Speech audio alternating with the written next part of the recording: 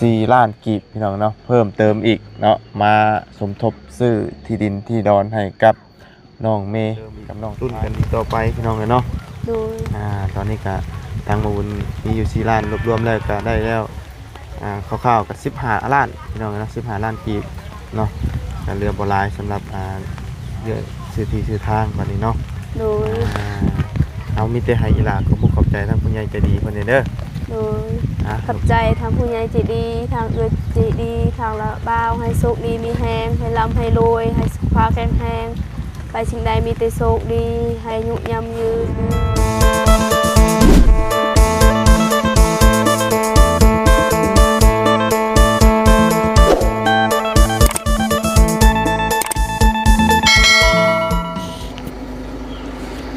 ตกดินเบิดคืนพี่น้องเนาะแห้งซ้ำจนว่าสิออกมาบ่ได้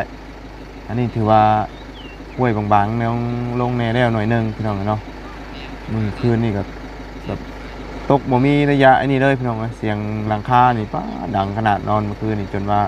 นอนบ่อยากหลับพุ่นแหละเพราะว่าเสียงมันดังเนี่ยมันเป็นหลังคาแผ่นอลูซิ่งเนาะเอาพี่น้องมื้อนี้ก็มานั่งอยู่กระโต๊ะนี่ก็ถือว่ามีข่าวดีเนาะสำหรับทั้งครอบครัวน้องไม้กับน้องทายเนาะวันนี้ก็คือเห็นเพิ่นมาแต่หาสอนปลาอีกเลยพี่น้องเลยทั้งเอ้ยเพิ่นนี่ป้าบ่ได้อยู่ซื่อๆพี่น้องเนาะแต่ละมื้อแต่ละวันนี่คือหลักๆเลยนี่เอ้ยเนาะเป็นผู้ที่ว่าไปหาอยู่หากินแบบว่าหลักๆเลยตามที่บ่าวบุญสังเกตเห็นได้มาแต่ละรอบแต่ละหนเนาะบ่แม่นสิหาไปหาแต่เราไม่พี่น้องเลยสอนปูสอนปลาเนาะหนึ่งข้าวหนึ่งน้ำให้ดูให้กินเนาะขยันทั้งน้องไม้นี่พี่น้องเลยเนาะเอามื้อนี้ก็ถือว่าบาบุญก็มาแจ้งข่าวดีเลยพี่น้องเนาะเอาก่อนอื่นก็กราบสบายดีและสวัสดีเพื่อนพี่น้องกันเบิดสุขุสุคนพี่น้องเนาะ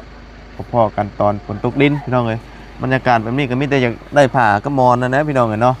นอนเวียนว่าเอาตีนสิ้นเห็นไหมพี่น้องสิประมาณนี้เนาะบรรยากาศมันได้เด้นอนนี่ป้าตู้เย็นจ่อยพี่น้องเลยเอาเนาะว่ารายายห้างพี่น้องเลยตอนนี้เนาะบาบุญกะ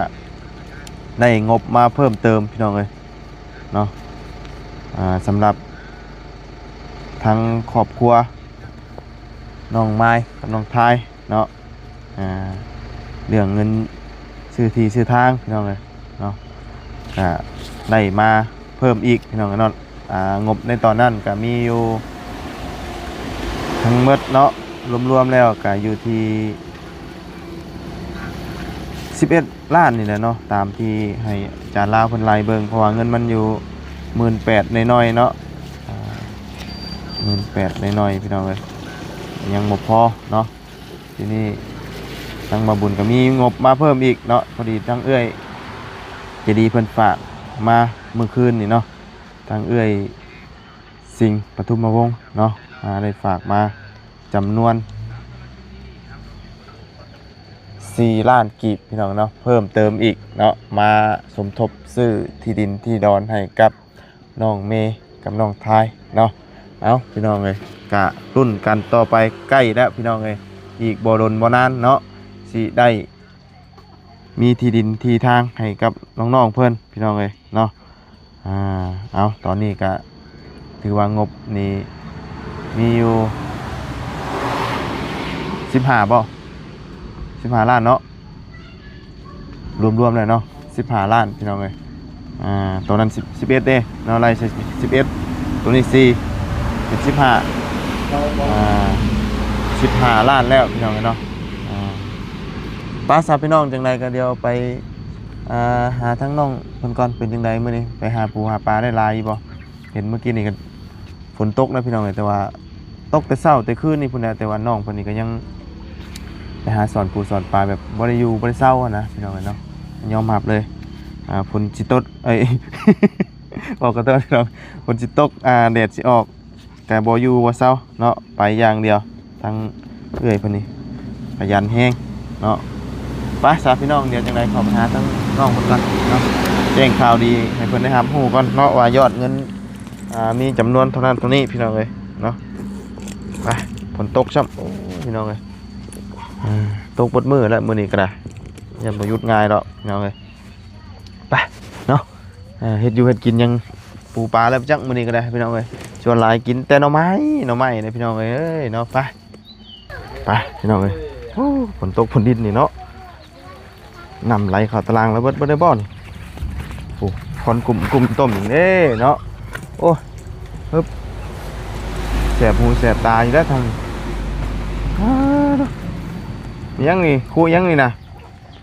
คูตรงน้ำบ่มันหัว มันเปียกโอ้แล้วตรงน้ำไว้เนาะเปียกหมดเลยต้มยังนี่นะต้มหน่อไม้ใช้เบิ่งรู้ลายบ่โอ้ยังบ่ทันจืดจ้ามหากระต้มนี่บ่โอ้โดยสบายดีเด้อใช้จากทั้งลูกสาวเด้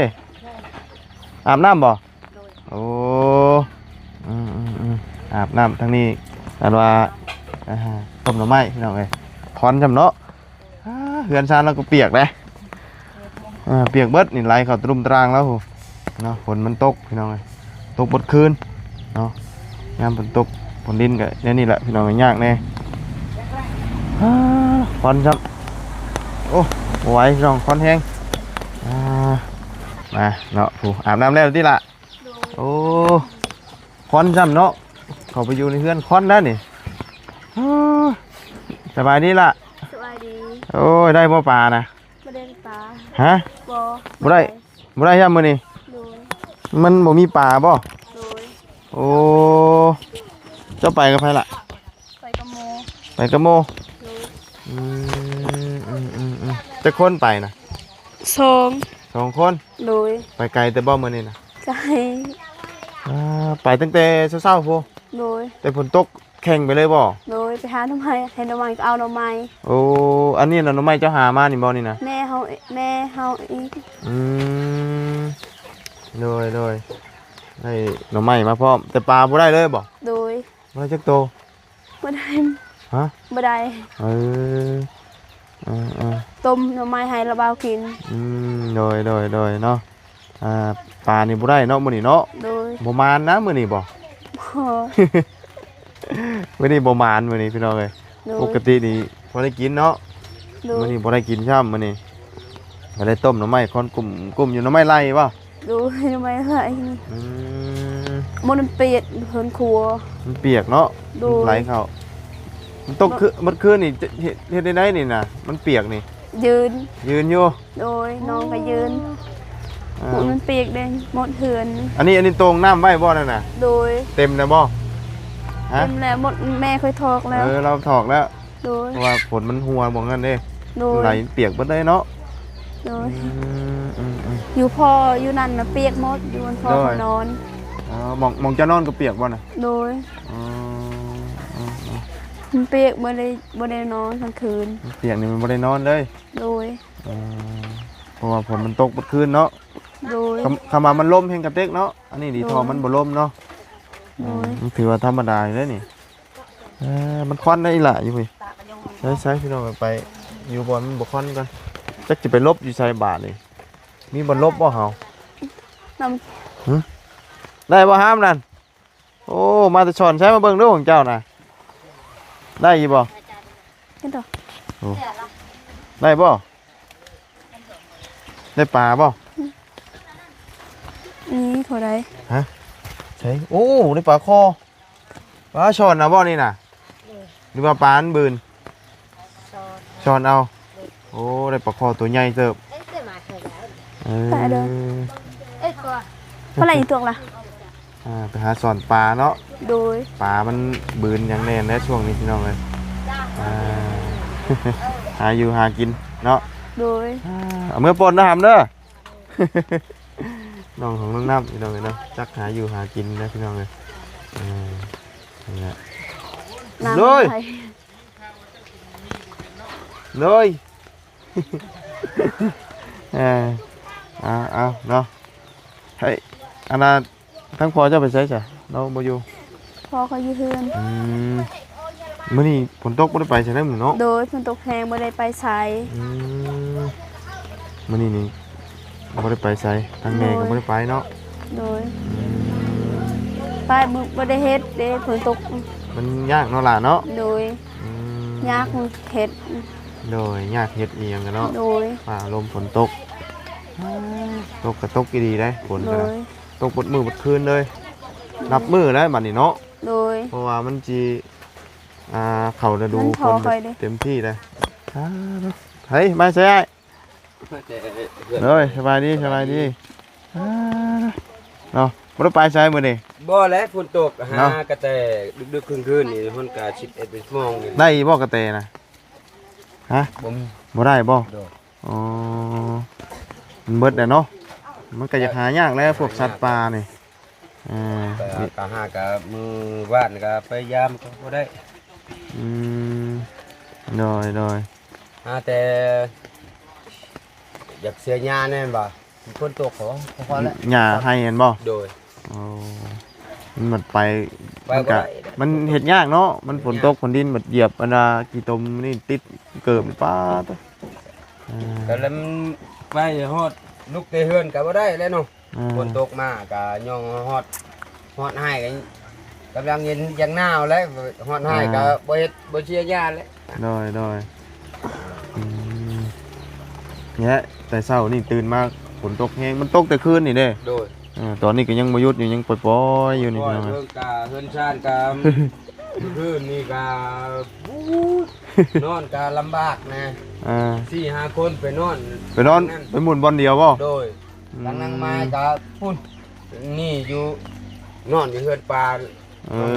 อ แต่ข้อเฮือนนอนเฮือนปลา เจ้าหนีไปนอนพุ่นบ่ โดยนอนตาบ่มันเปียกคืน มันบ่ไหวได้นอนนี่เนาะ บอกว่าแล้วลุกๆยืนๆนะ มันหนาว มั เด้ นบ่นัวกะหัว เออ พระห่มกามดเปียก อืม กับแดดบ่มากะอยากตากแน่ตัว บอลนี่น่าหัวเฮงชุดเนาะแถวนี้เนาะ บ่นี่กะแห้งจุดกะโต้งเอาคันสารโต้งบ่นี่กะ ไปซ้ำตรงเอา โดย อืมบัดนี้พอ ก็เลยเว้า คน ได้บ่นี่ ฝนตกเอากระซ้ำมาตรงลายบัดนี้มันสินอนบ่ได้มัน นอนบ่ ดินไปตำกระซ้ำอีกเนาะ โดย อืม เอากะนึ่งโมงไปการเขียด ได้บ่เขียดน่ะ บ่ได้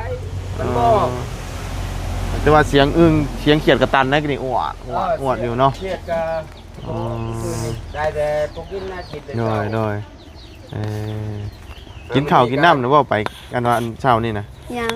ยังไม่ได้กินบ่ โดย เราตื่นมากะไปช้อนป้าเห็นน้ำมันกะน้ำห้วยใหญ่ๆหั่นน่ะกะยันปากขึ้นนั่นเด้ไปย่างกายยังบ่มี ไปแต่เช้าเลยนี่เนาะ โดย บ่กินข้าวก่อนอีก มากินรอบเที่ยงทีเดียวนะนี่เนาะตอนนี้ก็ที่เที่ยงพอดี ก็มีข่าวดีแล้วว่านางไม้ว่าจับไก่ให้พวกน้องๆนุ่งๆเนี่ยมากินน้ำกันแล้ว โอ้ จับไก่กินไก่คือไก่อ้ายนั่นแหละ ไก่เจ้าบ่ โดย โอ้โดย ตอน โดย แบบตอนกินม่วนน้ำน้องเนี่ยนะน้ำลานเนี่ยนะ อืม มากินม่วน โดย ได้เข้ากับพวกน้องๆนุ่งมาเสริมทางจะดีเสริมก็ได้ข้าวกินแล้วก็ให้จับให้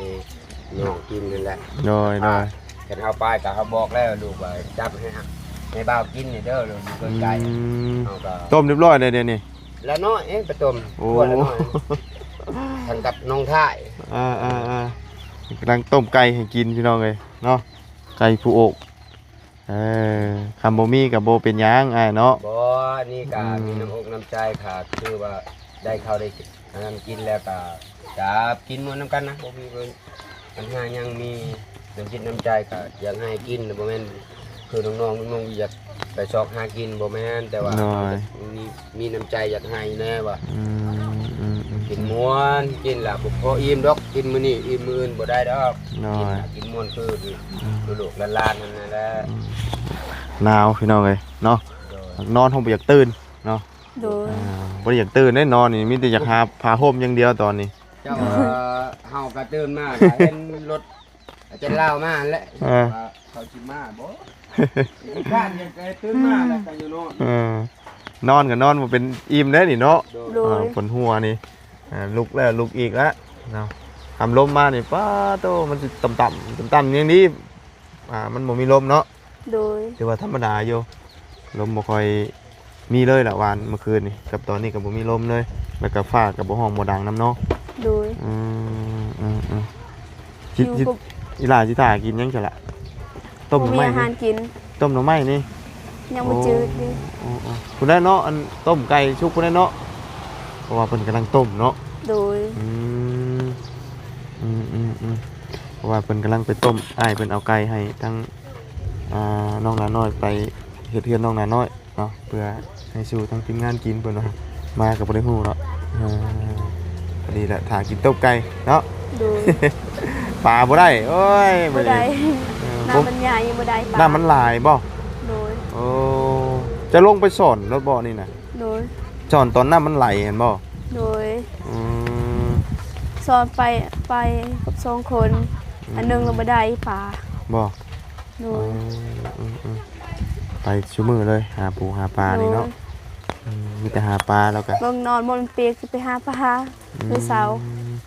นอนก็นอนบ่ได้เนาะ โดย ก็เลยลุกมาไปหาปลาซะ โดย เปียกตั้งแต่ตอนนอนเนาะตื่นมาแล้วแม่นเห็ดมันเปียกไปเลยบัดนี้เนาะ โดย เปียกจนฮอดเอานา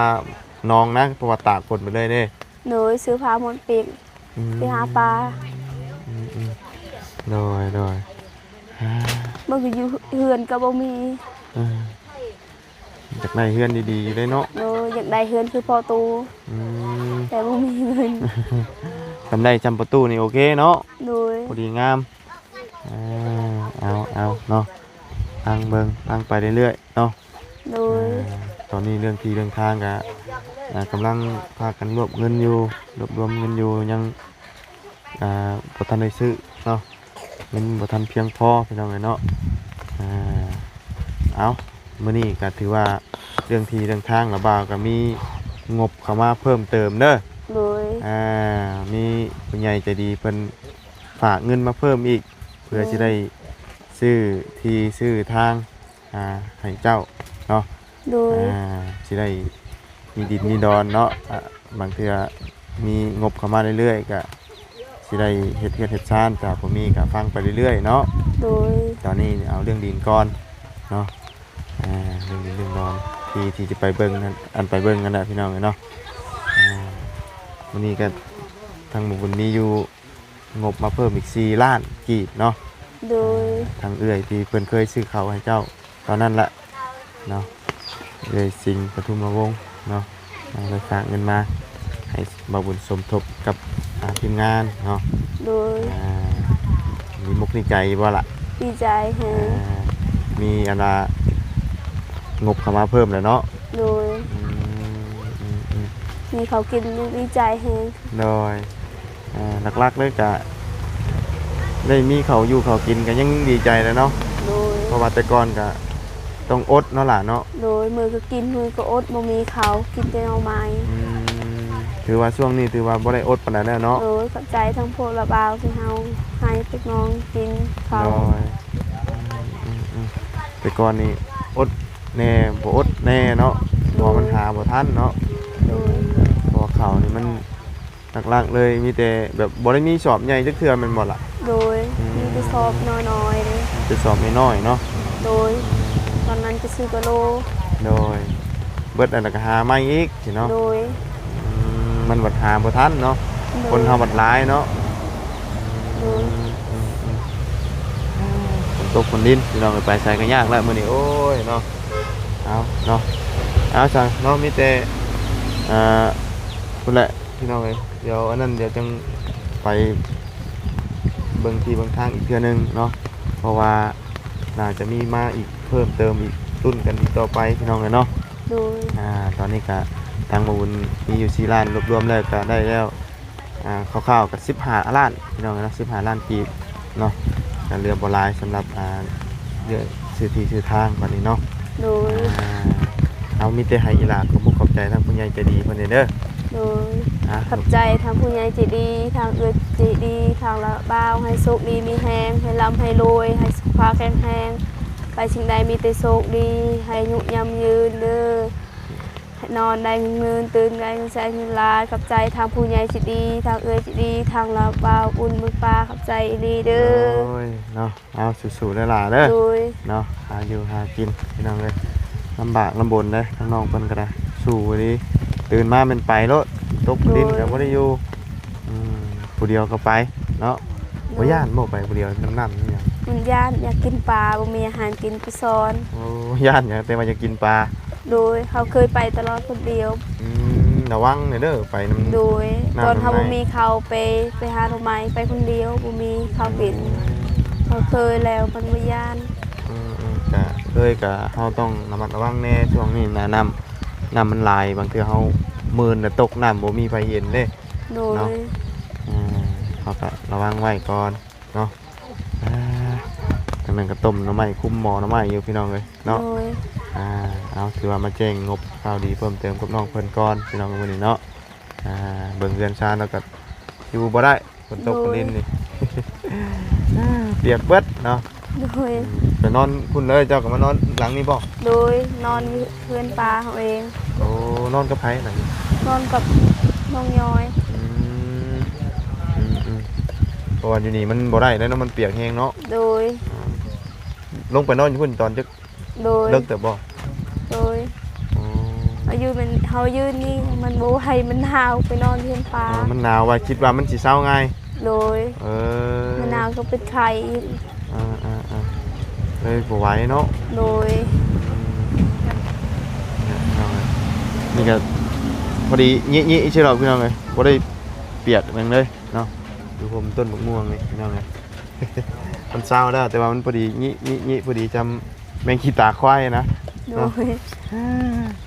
เอาจักหน่อยหากินข้าวกินน้ำเนาะ โดย เพราะว่าทั้งนั้นเป็นต้มไก่อยู่กินข้าวกินน้ำเหมือนกันพี่น้องเลยเนาะป้าสายระเบา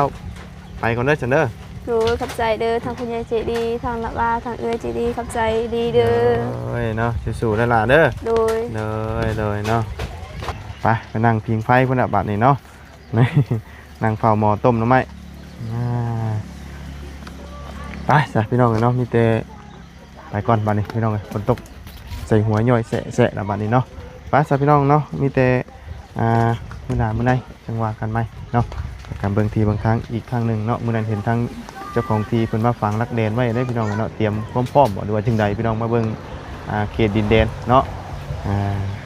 ไปจ้ะพี่น้องเนาะมีแต่ลำลาแล้วคนอื่นก็ขอบคุณทั้งเอื้อยสิงห์ปทุมวงศ์เนาะได้ฝากเงินจำนวน4 ล้านกีบมาให้ทั้ง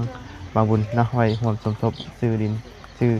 ดอนให้กับน้องไม้กับน้องทายเนาะก็ขอให้เอื้อยอยู่ดีมีแห้งสุขกายสบายใจเด้อเนาะว่าเอื้อยเสร็จธุรกิจการงานใดก็ขอให้รุ่งเรืองเจริญก้าวหน้าในหน้าที่การงานสิ่งสำคัญก็คือขอให้สุขภาพทางกายแข็งแรงอยู่เย็นเป็นสุขพร้อมด้วยครอบครัว